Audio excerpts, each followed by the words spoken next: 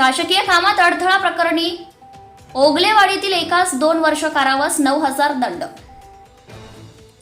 Corona काळात कर्तव्यावर असलेल्या होमगार्डला शिवीगाळ व मारहाण करत शासकीय कामात अडथळा आणणाऱ्या एकास 2 वर्ष कारावास आणि 9,000 रुपये दंडाची शिक्षा सुनावण्यात आली आहे। येथील विशेष न्यायाधीश दिलीप पतंगे यांनी ही शिक्षा सुनावली आहे। शीतल गोरख काळे राहणार ओगलेवाडी तालुका कराड असे शिक्षा ठोठावल्याचं नाव आहे। शहर पोलीस ठाण्यातील होमगार्ड श्रीपाद विनय कुलकर्णी राहणार पारगाव तालुका खटाव यांनी याबाबत फिर्याद दिली होती।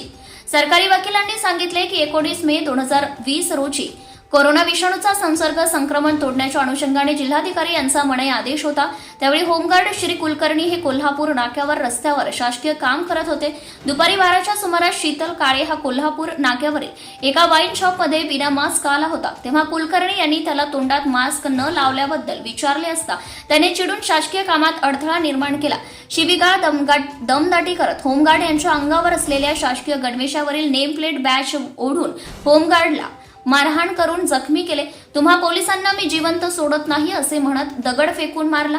याबाबत श्री कुलकर्णी यांनी काळे विरुद्ध तक्रार दाखल केली। पोलीस उपनिरीक्षक SV खाडे यांनी गुन्ह्याचा तपास करून न्यायालयात दोषारोप पत्र दाखल केले होते। त्याची सुनावणी न्यायाधीश श्री पतंगे यांच्या समोर झाली।